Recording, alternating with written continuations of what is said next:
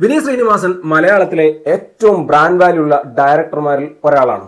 ഒരു പക്ഷെ ഒരാളായിരുന്നു എന്ന് പറയുന്നതാവും ശരി. കാരണം കരത്തിന് മുന്നേ അദ്ദേഹത്തിൻ്റെതായ തിയേറ്ററിലെത്തിയ വർഷങ്ങൾക്ക് ശേഷം മിക്സഡ് റെസ്പോൺസ് ആയിരുന്നു. സോഷ്യൽ മീഡിയയിലൊക്കെ വളരെയധികം ട്രോളുകൾ നിറഞ്ഞൊരു സിനിമയായിരുന്നു. എന്നാൽ വിനീത് ശ്രീനിവാസൻ എന്ന് പറയുന്ന പേരിനോടുള്ള പ്രേക്ഷകരുടെ വിശ്വാസമാണ് ആ സിനിമയെ തിയേറ്ററിൽ വലിയ രീതിയിൽ വിജയിപ്പിച്ചത്. അതോടൊപ്പം തന്നെ നിവിൻ പോളിയെ വളരെ ഗംഭീരമായി ഉപയോഗിച്ചതുമാണ്.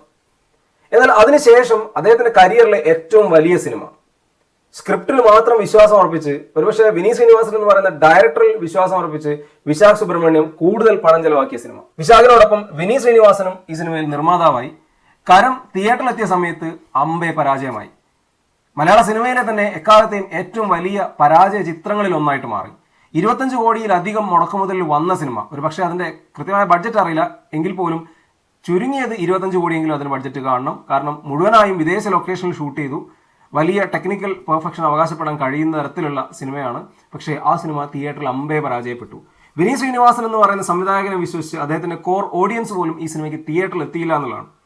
അങ്ങനെയാണ് അമ്പരപ്പിക്കുന്ന ഒരു പരാജയം ഈ ഒരു സിനിമയ്ക്ക് സംഭവിച്ചത്.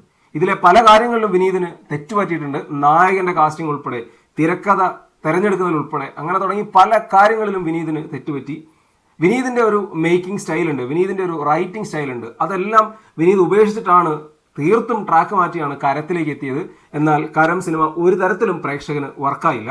കരത്തിന്റെ വലിയ പരാജയം വിനീത് ശ്രീനിവാസനെ സംബന്ധിച്ച് ഒരു റീതിങ്കിങ് സ്റ്റേജിലേക്കാണ് കൊണ്ടുവന്നിട്ടുള്ളത്. കാരണം അദ്ദേഹത്തിന്റെ സ്ഥിരം ട്രാക്കിലേക്ക് പോകരുത്, അല്ലെങ്കിൽ സ്ഥിരം ട്രാക്കിലൊക്കെ കിട്ടിയ ട്രോളുകളാണ് അദ്ദേഹത്തെ ഈ ഒരു ട്രാക്ക് മാറി പുതിയ ഒരു പാറ്റേണിലേക്ക്, ഒരു പഴയ തിര പാറ്റേണിലേക്ക് അദ്ദേഹം ഈ സിനിമ ചെയ്യാൻ ഒരു പക്ഷെ തീരുമാനിച്ചത്. പക്ഷെ ആ തീരുമാനം തെറ്റായി പോയി. ഒരു നല്ല സ്ക്രിപ്റ്റ് ഇല്ലാത്തതും നല്ല നായകനെ കാസ്റ്റ് ചെയ്യാത്തതും ഒക്കെ സിനിമയുടെ വലിയ പാളിച്ചയായി മാറി. ഈ പാളിച്ചകളെല്ലാം അദ്ദേഹം അടുത്ത സിനിമയിൽ തിരുത്തി തിരിച്ചു വരട്ടെ.